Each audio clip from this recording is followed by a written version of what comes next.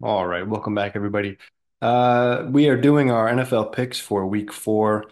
Right now, we're going to get into it. Last week, we were about 50-50 when it came to these picks. So I think pretty, you know, good start for our first time doing it. And so, yeah, just sort of relax, sit back, and we'll go through this, try to make it not super long. Um, we'll start out just with a recap of the Dallas Cowboys and New York Giants. I would say, while I was wrong in terms of the overall points, we had, the offenses sort of fall apart in the second half there. I was pretty much right. The Giants were a little bit more competitive than we expected. Dallas is a little bit worse than in past years, and that sort of had things regress to this medium where the Giants really honestly should have won that game. They were better in every statistical area. They just, just Giants doing Giants things. Daniel Jones not capitalizing in moments where he should. Yeah, at the end of the day, Dallas went ahead and won that game. Giants did go ahead and cover the spread, but as you know, I do not like taking the Giants. Next, Carolina Panthers versus the Cincinnati's Bengals. Oopsies. Cincinnati 0-3, and Carolina having an absolute stellar performance last week with Andy Dalton at the helm, really mastering that offense and doing his thing. Look for Cincinnati to continue with their no more messing around attitude. They've been really playing close in these games. They just sort of got taken advantage of by the outstanding rookie in Washington last week and the week before, almost beating the Kansas City Chiefs. The Bengals will not start the season 0-4. They will win this game, and I think pretty handily so. Don't look for look for Andy Dalton to come back down to earth. There's obviously some tape on him now, and the Bengals will be able to take care of him. Either way you look at it, this is probably going to be my lock of the week. I just, take the Bengals this week and don't think twice. Okay. Philadelphia Eagles versus the Tampa Bay Buccaneers. Two teams that really seem more average than anything, despite the records. Uh, Philadelphia missing a couple of star receivers. It looks like they are going to be without Devonta Smith and AJ Brown, although, um, let's see if we can confirm that. Oh, thus Brown is limited. So we have AJ Brown limited. We're still not sure if he is going to go either way. It does make a difference, but you're going to look at an offense that's going to really lean on Saquon Barkley. I'm not impressed at all with Philadelphia. I'm not impressed with their coaching. I am slightly more impressed with what Tampa Bay has been able to do, even though they got shocked and awed last week. Look for the Bucks to bounce back. I think this could be a shocker in the other direction. The Bucks sort of returning to um, to their standard, doing a good job in handling Philly. I might even, I might even dial this down a little bit on the points. Again, it sort of depends if AJ Brown is in or if he's out, how that will shake out. But again, I think the Bucks are going to bounce back one way or another and be able to take that win. Denver Broncos versus the New York Jets. The Broncos, the team that was able to come in there and shock the Bucks last week. I just don't see this as a continuing trend. Aaron Rodgers looking like an absolute Hall of Fame stud again, really played a perfect game last week. I think Bo Nix is a fluke. I will believe that until I have seen enough consistency. Otherwise, I think the Jets will handle the Broncos, even though Broncos are going to be competitive going down here against the Jets. Next, could be potentially the game of the week, even though in a way we are dealing with two backup quarterbacks, looking at two of the better teams in the league right now. The Vikings, potentially the best team in the league, question mark, with Sam Darnold at quarterback. Very strange things happening in that division and just hard to put your finger on the pulse of that one, especially because we don't know if Jordan Love will be back. We don't know what kind of performance we'll get out of either of these teams. I could kind of expect a competitive game here. I think both of these teams are probably in the same wheelhouse in terms of how talented they are. Packers seem to just be able to put it together no matter who's at quarterback. Same with the Vikings. Sort of similar parallels going on here in a weird way. I do think the Vikings will continue to rack up wins. Even though this will be a competitive game, I would take the Vikings, and that's going to be a spread beater. But I don't know. I don't feel particularly comfortable about either of those picks. So we will just be happy to watch what happens there. Next, the Rams versus the Bears. Another close one. Bears defense doing their job. Stafford still in the game. So as we said, as long as Stafford's in there, you cannot count out the Rams. However, that being said, he is without Puka Nacua and Cooper Kupp, and that's looking like it's going to be a trend moving forward. But again, it's Matthew Stafford against the world. However, I think this is a game that the Bears actually could match up particularly well in and just, keep the Rams to a low enough score. Maybe they get a defensive score here or there. And I could see the Bears against a Rams team that's, they're not the worst team. They're not the best team. Look for the Bears to really, finally put one together and get a win. Next, New Orleans Saints versus the Atlanta's Falcon. These two teams, it's like sometimes I feel like they're the same team in a way. I mean, I just don't know. Like, I don't know how to describe it.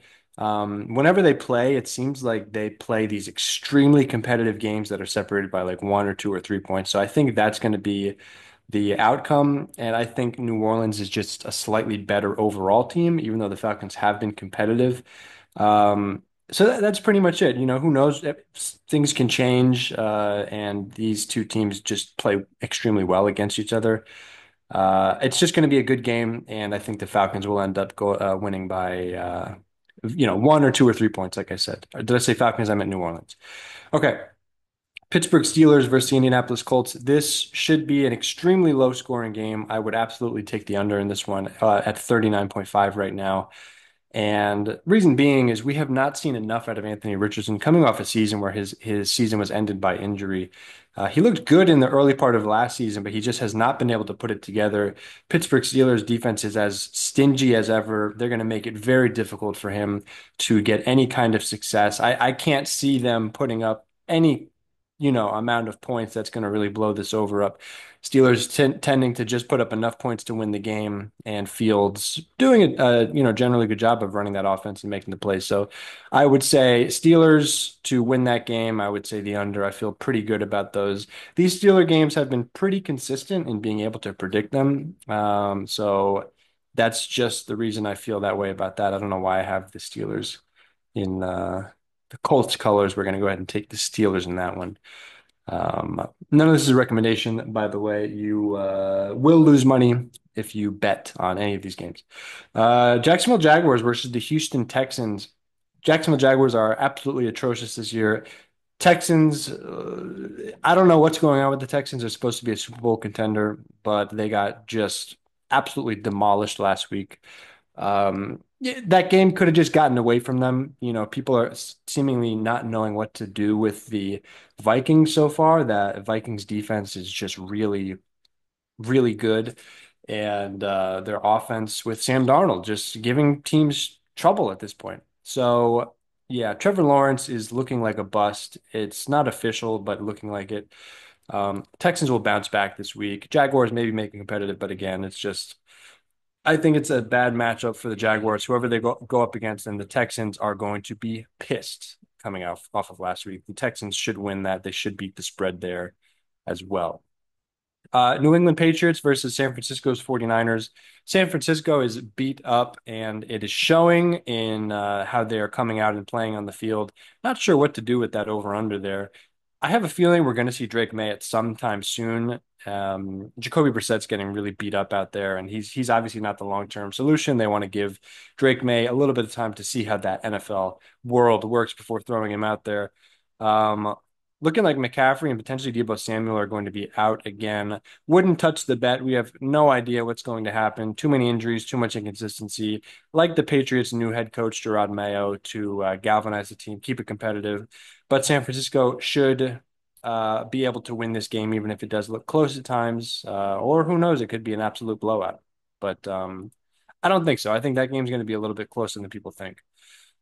Another excellent game, a game where the over is looking very tasty. However, maybe a potential reverse trap on the over there. Defenses are going to be chomping at the bit to be able to prove themselves. Jaden Daniels on an absolute tear, dismantling and just doing really amazing stuff last week against the Bengals.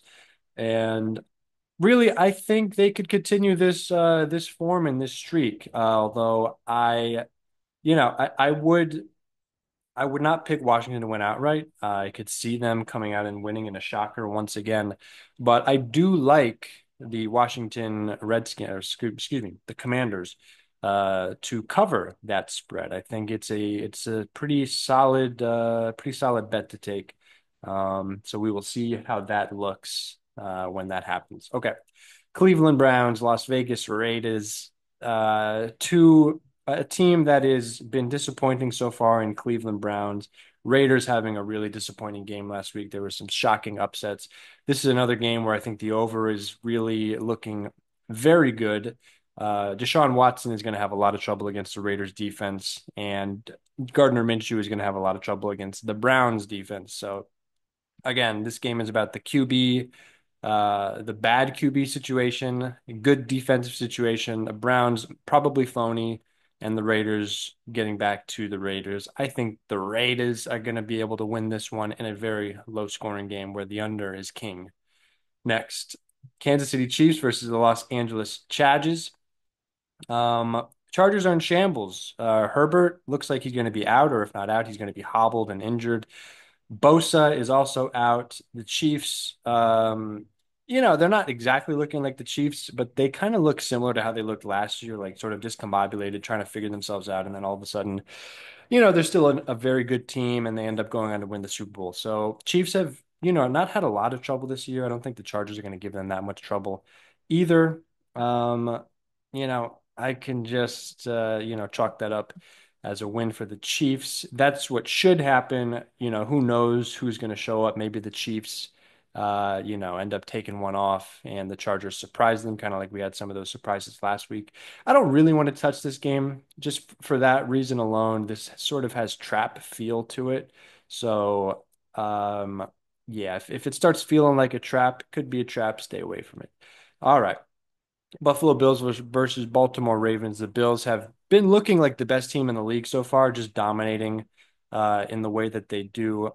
I think Lamar is going to start to get into his own here.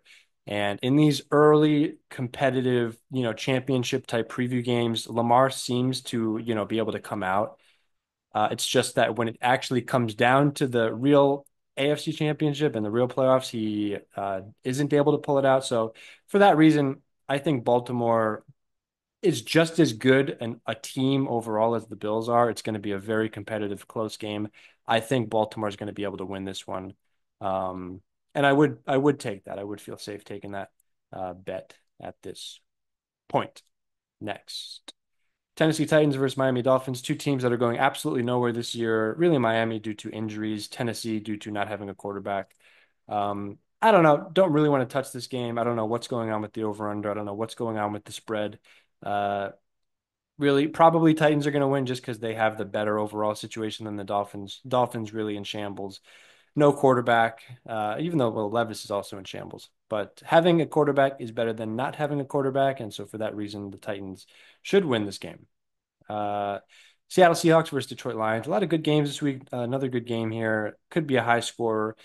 I think the Seattle Seahawks sort of come out and are the same team. The last like several years, the Geno Smith Seattle Seahawks are an above average team that sometimes beats above average teams and really just regresses back to the median a lot of the time. Again, I think it could be a high scoring game. The Lions are the better team. They should be able to outduel the Seahawks and get that win. Jared Goff not looking particularly good the early part of the season, but we will see how that goes. And then I had some top picks. We'll probably get into that in the next video. But those are my picks for the week. I feel pretty solid about those. The ones I feel strongly about, the ones I feel not so strongly about. But I'm going to go ahead and stick with those on paper, and let's see how this week goes. And we will check back in and see how we did. Again, last week we were about 50-50.